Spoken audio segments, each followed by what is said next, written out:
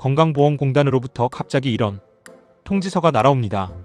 귀하의 사고는 고의 또는 미필적 고의에 의한 것으로 판단되므로 지급된 요양급여를 부당이득금으로 환수합니다. 금액은 무려 1,089만 6천 원.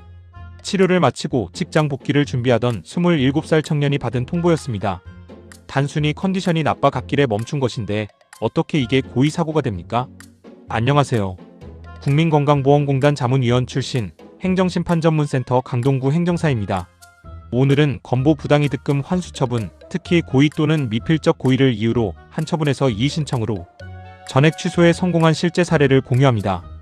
비슷한 상황에 처한 분들이 무엇을 어떻게 다퉈야 하는지 실무 중심으로 정리했습니다. 먼저 기본 구조를 짚겠습니다. 국민건강보험법 제53조 제1항은 고의로 사고를 일으킨 경우 요양급여를 제한하거나 환수할 수 있다고 규정합니다.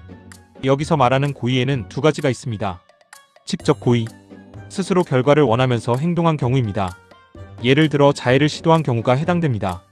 미필적 고의, 다칠 수도 있겠지만 그래도 하겠다고 감수한 심리 상태입니다. 문제는 공단이 사람 마음을 실제로 입증하지 않고 사후 추론만으로 미필적 고의를 적용하는 경우가 많다는 것입니다. 그러나 대법원의 일관된 입장은 명확합니다.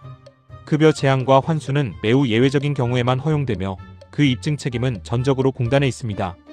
공단이 고의 사고라고 주장하는 전형적인 패턴 한번 보시겠습니다. 첫째, 위험한 장소 접근. 고속도로 방호벽 근처는 누구나 위험하다는 걸 안다. 둘째, 결과 예견 가능성. 그런 곳에 가면 떨어질 수 있다는 것을 충분히 예견했을 것이다. 셋째, 미필적 고의 구성. 그럼에도 그 장소로 간 것은 추락 가능성을 용인한 것이다. 그리고 결론, 고의 사고에 해당한다며 수천만 원을 환수합니다. 하지만 이것은 실제 의사를 입증한 것이 아니라 사후에 추측한 것에 불과합니다. 당시 야간 조명 상태, 노면 상황, 신체 상태를 전혀 고려하지 않은 논리입니다. 이제 실제 사례를 보겠습니다. 27세 신청인 유씨는 2025년 1월 29일 밤 야간 고속도로 주행 중 갑작스런 컨디션 악화로 갓길에 정차했습니다. 차에서 내려 방호벽 근처에서 잠시 숨을 고르던 중 야간 조명이 극히 어둡고 방호벽 높이가 낮은 상황에서 미끄러운 노면에 발을 헛디뎌 약 6m 아래로 추락했습니다. 다발성 골절과 복부 장기 손상. 수술 후 약 5개월간 입원 치료를 받았습니다. 그리고 치료를 마친 2025년 11월 공단으로부터 1,089만 6,080원 환수 통보를 받았습니다. 이의 신청에서 행정심판전문센터가 사용한 핵심 전략 3가지입니다. 전략 1, 입증 책임은 공단에 있다는 점을 전면에 내세웠습니다. 고의 또는 미필적 고의라는 예외적 사유를 주장하는 쪽이 공단이므로 그것을 객관적으로 증명할 의무도 공단에 있습니다. 전략 2, 모든 객관적 기록이 우발적 사고임을 뒷받침한다는 점을 제시했습니다. 119 신고 기록, 응급실 진료 기록, 입원 의무 기록 전부가 안전사고로 일관되게 기록되어 있었습니다. 전략 셋, 자해 동기가 전혀 없다는 생활 맥락을 구체적으로 입증했습니다. 사고 당일 정상적인 일상활동, 직장 출근 기록, 가족 지인 진술 등을 체계적으로 정리해 제출했습니다. 2026년 1월 8일 건강보험이의신청위원회의 결정이 나왔습니다. 피신청인이 제시한 자료만으로는 신청인이 이건 부상을 고의로 일으킨 것이라고 인정하기에 충분한 객관적 입증이 이루어졌다고 보기 어렵다. 치료 기록을 포함한 각종 자료에 나타난 신청인의 주장은 전반적으로 일관성을 유지하고 있으며 피신청인이 이를 뒤집을 만한 구체적 증거를 제시하지 못하였다.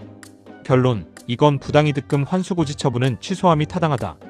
환수 처분 전액 취소. 1,090만 원 납부 의무 완전 소멸입니다. 이 사례가 알려주는 실무 교훈 4가지입니다. 하나, 고의 미필적 고의는 공단이 입증해야 합니다.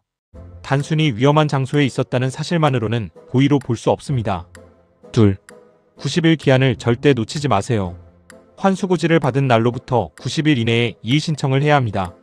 셋, 처음 진술과 이의 신청 내용의 일관성이 핵심입니다. 119 소방기록, 응급실 내원 기록과 이의 신청서 내용이 달라지면 공단이 사후에 지어낸 이야기라고 공격합니다. 넷, 사건 초기부터 전문가의 도움을 받으세요. 구조 설계가 먼저입니다. 다음 상황이라면 충분히 구제 가능성을 검토해 볼 수 있습니다. 방호벽 난간, 옥상 등에서의 우발적 추락 사고, 자해 의도 없이 발생한 단독 추락 전도 사고, 공단이 고의 또는 미필적 고의를 이유로 수천만 원 환수 처분을 한 경우, 이미 환수 통보를 받았고 이의 신청 기한 90일이 얼마 남지 않은 경우 고의 사고라는 낙인을 혼자 감당하지 마세요. 금전적 부담뿐 아니라 심리적으로도 큰 상처입니다. 하지만 실제 사고 정황과 의료 기록을 바탕으로 법리를 종합해 치밀하게 대응하면 충분히 뒤집을 수 있습니다.